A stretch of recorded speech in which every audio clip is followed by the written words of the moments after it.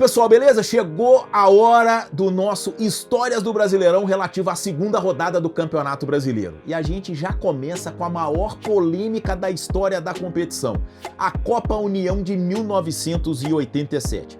A decisão da Copa União, como você sabe, foi entre esses dois clubes aqui, ó, Internacional e Flamengo. Eles jogam nesse domingo agora, 11 da manhã, no Beira-Rio. E por que a polêmica toda?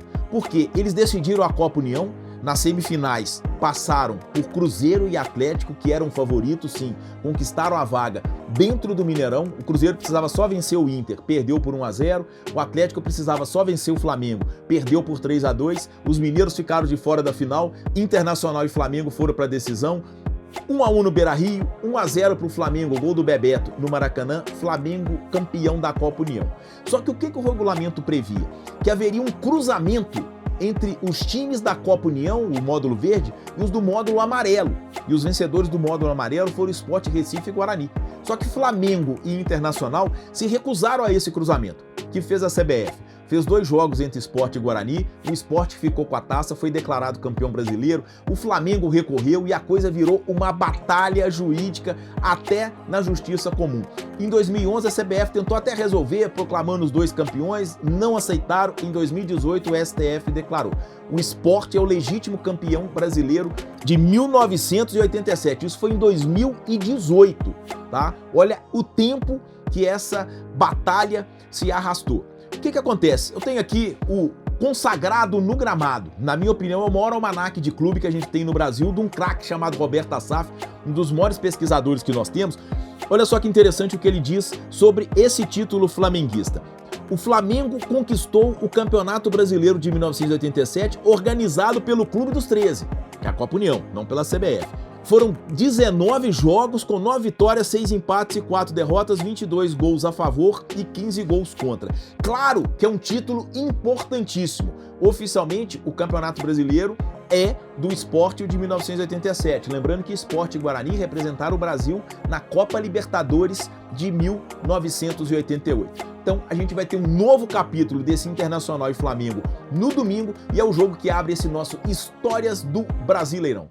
Pessoal, vamos lá. Outro clássico do futebol nacional, Vasco e Palmeiras jogam no Maracanã nesse domingo, às 4 da tarde, um jogo de muita polêmica, né? O Vasco queria jogar no Maracanã, Flamengo e Fluminense não queriam deixar, mas esse jogo tem muita história no Brasileirão, porque decidiu a edição de 1997. E naquele ano eram 2 esquadrões, tanto o Palmeiras quanto o Vasco, tá?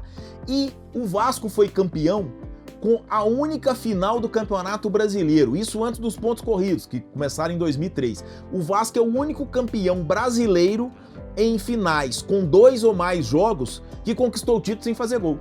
Os 2 jogos terminaram empatados por 0-0. Sim, é isso mesmo. Tô aqui com o almanaque do Vasco, ó. Dia 14 de dezembro eles jogaram no Morumbi, 0-0. Dia 21 de dezembro eles jogaram no Maracanã com 90 mil pessoas, novo empate por 0-0. O Vasco, que tinha a melhor campanha, garantiu o título brasileiro de 1997. Campeonato em que o Edmundo marcou recordes, né? 6 gols num jogo contra o União São João em São Januário, 29 gols, até então a maior marca de um artilheiro no Brasileirão. Depois ela foi ultrapassada na era dos pontos corridos, até porque a quantidade de jogos era maior, tá? Mas de toda forma é uma final histórica, até porque reuniu os 2 próximos campeões da Libertadores. Esse time do Vasco, sem o Edmundo, que tinha ido para a Fiorentina da Itália, foi o campeão da Libertadores de 98, e o Palmeiras, que já era dirigido pelo Luiz Felipe Scolari, foi o campeão da Libertadores de 99, depois de ganhar a Copa do Brasil de 98. Então, Vasco e Palmeiras, 2 esquadrões em campo. É a única final do Brasileirão com 2 ou mais jogos em que um time ganhou a taça sem fazer gol. Antes, em 72, o Palmeiras tinha sido campeão em cima do Botafogo com um empate por 0-0, mas era um jogo só. E em 77, o São Paulo ganhou o título em cima do Atlético no Mineirão, também com 0-0. Aí levou a taça nos pênaltis, mas aí foi jogo único. Essa não, foram 2 jogos, Morumbi, Maracanã, estádios lotados, 2 empates por 0-0 e o Vasco campeão. Pessoal, a gente vai trazer também aqui Santos e Atlético. Por que esse jogo tá na história do Brasileirão? E a gente vai voltar lá atrás. Vai usar a unificação, sim. Em 2010 a CBF considerou que Taça Brasil e Robertão foram equiparados ao Campeonato Brasileiro, fazendo com que a competição tivesse começado lá em 1959, quando a gente teve a primeira edição da Taça Brasil, que foi vencida pelo Bahia numa final contra o Santos. E a gente vai ao Robertão de 1969. Por quê? Nessa competição, o Pelé marcou o seu 1000º gol, isso mesmo. Dia 19 de novembro de 1969, uma vitória do Santos sobre o Vasco no Maracanã por 2-1, o Pelé marca o seu 1000º gol. E no dia 23 de novembro, ele veio ao Mineirão jogar contra o Atlético. Teve toda uma festividade em torno do Pelé nessa partida. Ele foi coroado por uma criança carente, né? Porque quando ele fez o gol dele no Maracanã, ele disse que dedicava o 1000º gol às criancinhas pobres do Brasil. Pegaram uma criança carente de Belo Horizonte, ela colocou uma coroa na cabeça do Pelé, muita festa antes de a bola rolar. Quando ela rolou, o Pelé ficou em campo só 25 minutos. Sim, Amilcar Ferreira, o árbitro do Rio de Janeiro, expulsou o Rei aos 25 minutos do primeiro tempo, após uma trombada dele com o goleiro do Galo chamado Careca.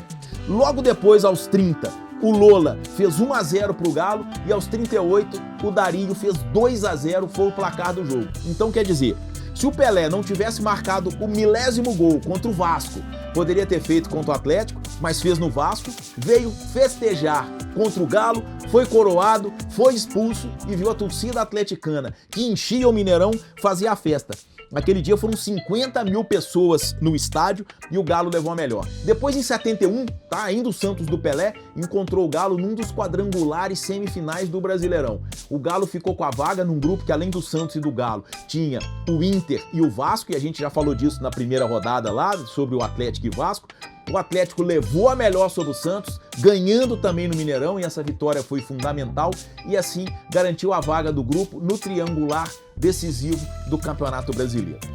Domingo o jogo é na Vila Belmiro, 4 horas da tarde, os dois times pressionados estrearam na competição perdendo um confronto que tem muita história neste Brasileirão. Um abraço, pessoal.